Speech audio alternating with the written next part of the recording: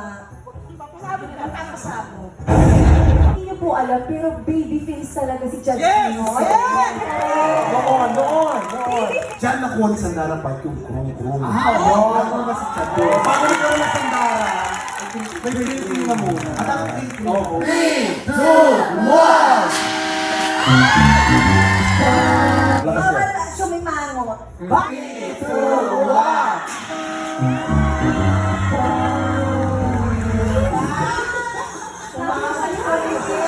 Sinabi niya talaga sa akin, bawal pumikit talaga. Bakit may mga Eh, kasi ano ako si Rupa May. So siya siguro siya gusto niya anime. 5,